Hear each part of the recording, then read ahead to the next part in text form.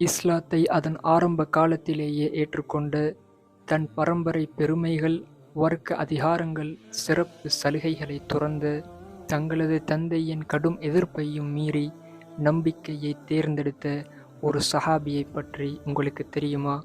அவருடைய பேருதான் ஹாலித் இப்னு ஸயீத் இப்னுல் ஆஸ் ரலியல்லாஹு அன்ஹு. இவர்கள் மக்கா நகரில் அதிகாரமிக்க குறைஷி குலத்தின் பனு உமையா கிளையில் பிறந்தார்கள். இவர்களது குடும்பம் மக்காவில் அதிகார பாரம்பரியத்திலும் பூர்வீக கட்டுப்பாட்டிலும் ஆழமாக வேரூன்றியிருந்தது. இவர்களது தந்தை சயீத் இப்னு அல் ஆஸ் குறைஷியர்களின் மிக முக்கியமான தலைவர்களில் ஒருவராக இருந்தார். நபியவர்கள் இஸ்லாத்தை பகிரங்கமாக எத்தி வைக்கும் முன்பே ஹாலித் ரலியல்லாஹு அன்ஹு அவர்கள் இஸ்லாத்தை ஏற்றுக்கொண்டார்கள். இதற்கான விலை தன்னுடைய அனைத்து உலகளாவிய நலன்களுமே என்று தெரிந்தும் முன் வந்தார்கள்.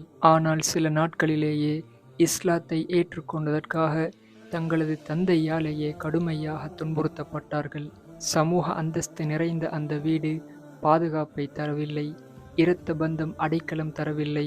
நம்பிக்கையை தவிர வேறு எதனிடமும் அடைக்கலம் தேடாமல் அபிசீனியாவை நோக்கி ஹிஜ்ரத் செய்த அந்த சிறிய முஸ்லிம் குழுவில் சேர்ந்தார்கள். ஹிஜ்ரி 2ஆம் ஆண்டு இஸ்லாத்தின் முதல் பெரும் போரான பத்ர் போர் நடைபெற்ற போது இவர்களால் கலந்து கொள்ள முடியவில்லை. காரணம், அப்போது இவர்கள் அபிசீனியாவில் இருந்து திரும்பும் வழியில் இருந்தார்கள். நபியவர்களின் காலத்தில் இஸ்லாத்துக்கு தங்களால் முடிந்தளவு செல்வம், வீரம், நிர்வாகம் என எல்லா துறையிலும் பங்கேற்றார்கள். நபியவர்களுக்கு பிறகு அபூபக்கர் ரலியல்லாஹு அன்ஹு அவர்களின் ஆட்சி காலத்தில் இஸ்லாத்தின் ஒற்றுமையை பாதுகாக்க அழைப்பு வந்தபோது ஹாலித் ரலியல்லாஹு அன்ஹு அவர்கள் அதற்கு பதிலளித்தார்கள். ஹிஜ்ரி 12ஆம் ஆண்டு சிரியாவில் நடைபெற்ற ஒரு யுத்தத்தில் மர்ஜ் அஸ்-சஃபார் என்ற இடத்தில் ஷஹாதத்தை தழுவிக்கொண்டார்கள்.